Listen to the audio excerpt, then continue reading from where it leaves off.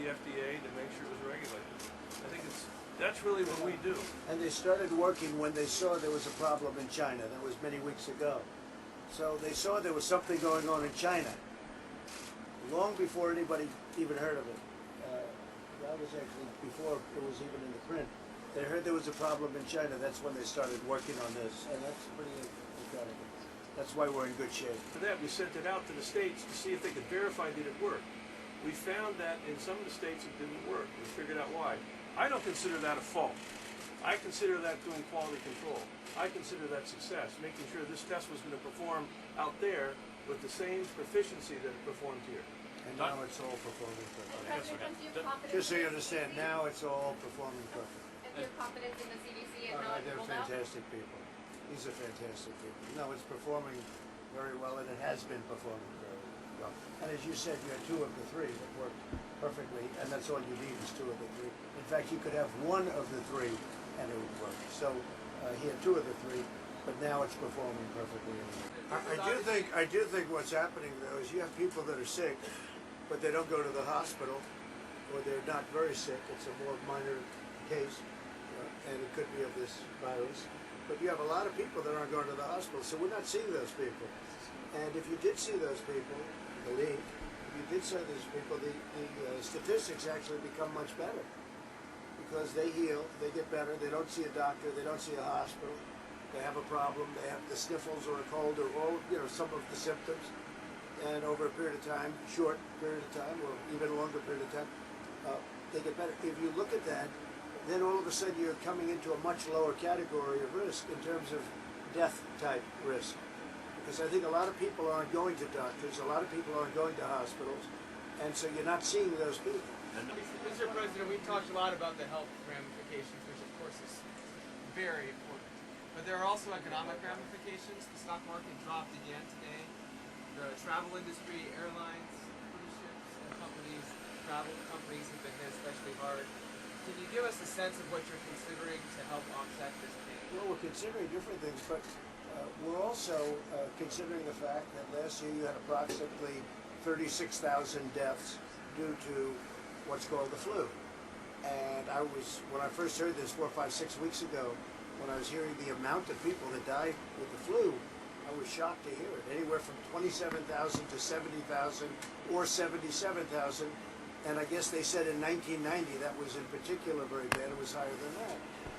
As of the time I left the plane with you, we had 240 cases, or that's at least what was on a very fine network known as Fox News. I know you love it, but that's what I happen to be watching. And how was the show last night? Did it get good ratings, by the way?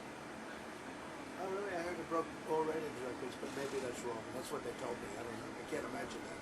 But what happened is, if you look at the number at the time we left, it was 240 cases, Peter, and 11 deaths. That's what it has been. Now, you look at throughout the world, I mean, other countries have South Korea and Italy, and in particular China, have many. Now, I also hear the numbers are getting much better in those places, and I've heard the numbers are getting much better in China, but I hear the numbers are getting much better in Italy, etc., etc. But when I hear, so we have 240 cases, 11 deaths. Everything's too much, and it's true. I don't want 11 deaths. I don't want any deaths, right? But over the last long period of time, when people have the flu, you have an average of 36,000 people dying. I never heard those numbers. I would have been shocked. I would have said, does anybody die from the flu? I didn't know people died from the flu. 36,000 people died. 27,000 to 77,000, that's your flu. And again, you had a couple of years where it was over 100,000 people died from the flu.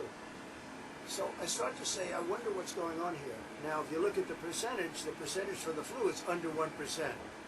But this could also be under 1% because many of the people that aren't that sick don't report.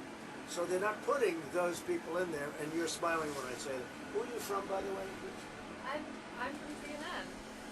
I don't watch CNN. That's why I don't recognize you. I really don't. I don't watch it.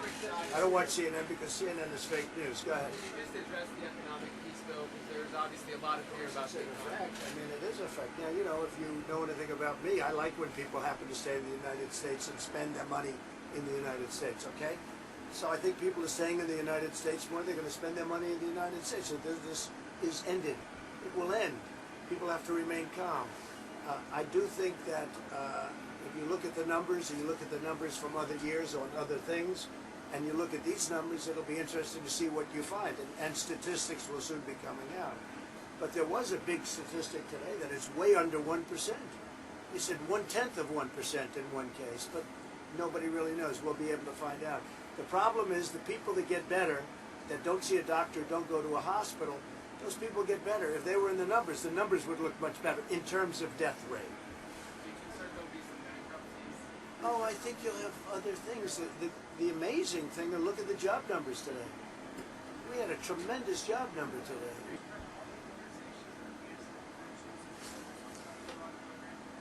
Organizations and businesses are canceling conventions and meetings and travel and so forth, even within the United States. Are they overreacting, or are they taking the right precautions? I think it's fine if they want to do it. I don't think it's an overreaction, but I wouldn't be generally inclined to do it. I really wouldn't be. Now, it depends on what country you're talking about. If you're talking about if they're going to another country, or you're talking about within the United States. Yeah, I mean, you know, they have to feel comfortable. People have to feel comfortable to have a good time. If you look at, do I want to go to China? Do I want to go to certain parts of Italy? Do I want to go to South Korea right now? You know, that's a different decision. But you have some parts of the world and some parts, most parts of the country. Look, in this big, vast land of ours, this great country of ours, we have 240 cases. Most of those people are going to be fine. A vast majority are going to be fine. We've had 11 deaths, and they've been largely old people who are susceptible to what's happening.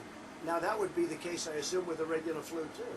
If somebody is old and in a weakened state or ill, they're susceptible to the common flu too. You know, they would tell me just now that the common flu kills people, and old people is sort of a target. Also, they're very young. And the young. Now, the interesting thing here, it's very interesting, the interesting thing here is that the young seem to be doing unbelievably well, actually better than they do with the flu. Young people, and very young people, are doing very well, which is another thing I guess they're trying to figure out. And Mr. President, you're shaking a lot of hands today, taking a lot of close pictures. Are you protecting yourself at all? Not at all. Or are No, you not staying at all. concerns? Not at all. You know, I'm a person that was never big on the handshaking deal throughout my life. They used to criticize me for it or laugh about it or have fun with it. But if you're a politician, like I walk in and the doctors have their hands up, hello sir, how you? If you don't shake hands, they're not going to like you too much, and I guess that's my business. I never thought I'd be a politician. I guess I'm a politician. But the fact is, I feel very secure. I feel very secure.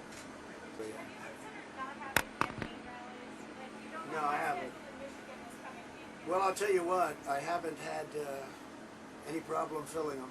I mean, we just had one in North Carolina, South Carolina, all over the place, and we have tens of thousands of people standing outside the arenas, so we haven't had. If there's that many people close together? Doesn't bother me at all, and it doesn't bother them at all. What should be done about that cruise ship?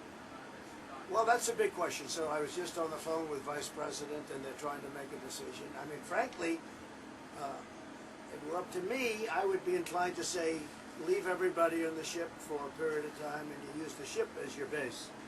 But a lot of people would rather do it a different way. They'd rather quarantine people on the land. Now, when they do that, our numbers are going to go up. Okay, our numbers are going to go up. The 240 is going to go up.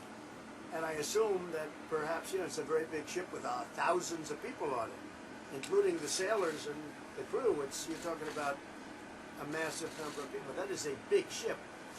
If it were up to me, I would do it that way. A lot of people think we should do it the other way. They're Americans, or mostly Americans, and we have to take care of Americans. The other way being take them off the ship. Bring them off the ship. That's the, Now, they'll be under quarantine, and they'll be tested very carefully. Everyone is tested very carefully.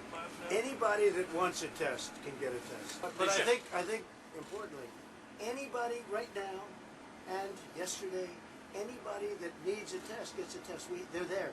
They have the tests. And the tests are beautiful. Anybody that needs a test gets a test. If there's a doctor that wants to test, if there's somebody coming off a ship, like the big monster ship that's out there right now, which, you know, again, that's a big decision. Do I want to bring all those people on? People would like me to do that. I don't like the idea of doing it. But anybody that needs a test can have a test. They're all set. They have them out there. In addition to that, they're making millions of more as we speak. But as of right now and yesterday, anybody that needs a test, that's the important thing. And the tests are all perfect. Like the letter was perfect. The transcription was perfect, right? This was not as perfect as that, but pretty good. The issue now is whether the clinicians believe that this test is indicated in evaluating the patients that come to see them. It's not going to be about the availability of the test. It's going to be about the clinical judgment of the patient and the doctor or the nurse practitioner to get this test. Can I clarify about this? And this is, by the way, the highest level test. Yes. Can I clarify This is the highest level test anyway. about the cruise ship? Has a decision been made? It's a very good question. And are you the final From my decider? yes, from my standpoint, I want to rely on people. I have great experts, including our vice president, who's working 24 hours a day on this stuff. They would like to have the people come off. I'd rather have the people stay, but I'd go with them. I told them to make the final decision. I would rather, because I like the numbers being where they are. I don't need to have the numbers double because of one ship. That wasn't our fault. And it wasn't the fault of the people on the ship either. Okay? It wasn't their fault either. And they're mostly Americans. So I can live either way with it. I'd rather have them stay on, personally. But I fully understand if they want to take them off. I gave them the authority to make the decision. Isn't that putting preference over not having more attractive numbers? No, over having, no. I'm saying whatever it is that takes precedence over the numbers. No, I like the numbers. I would rather have the numbers stay where they are. But if they want to take them off, they'll take them off. But if that happens, all of a sudden your 240 is obviously going to be a much higher number, and probably the 11 will be a higher number too. There must be some risk to being right? There's probably risk to both. Probably risk to both. You know, Is there going to be a way for us to advance our testing the way that South Korea has? They have the drive-through testing now. we're working very closely with South 10,000 Korea. people a day. Are we going to be Well, able to we're do that working by closely with capacity? South. They're also in a much different position. They have a lot of people that are infected. We don't. They're in a much different position. But we are working very closely with South Korea. As you know, we're allies. What else might you say anticipating this kind of thing happening?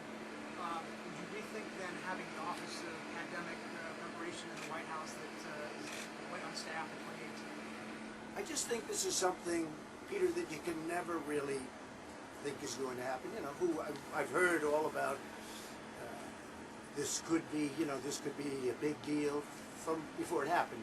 Something like this could happen. I think we're doing a really good job in this country at keeping it down. We've really been very vigilant, and we've done a tremendous job at keeping it down. But who would have thought, look, how long ago is it, 6, 7, 8 weeks ago, who would have thought we'd even be having this subject? We were going to hit 30,000 on the Dow like it was clockwork, right? It was all going, it was right up, and then all of a sudden this came out. All I say is be calm. We have the greatest people in the world. Everyone's relying on us. The world is relying on us. They've done an incredible job in a very condensed period of time. The thing is, you never really know when something like this is going to strike and what it's going to be. This is different than something else. This is a very different thing than something else. So I think they've done a great job. And you know what? If I didn't think they did, Peter, I'd tell you.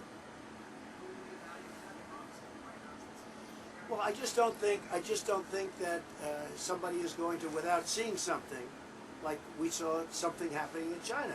As soon as they saw that happening, they essentially, not from the White House, I mean, we don't need a lab in the White House, but they saw something happening. I found it very interesting.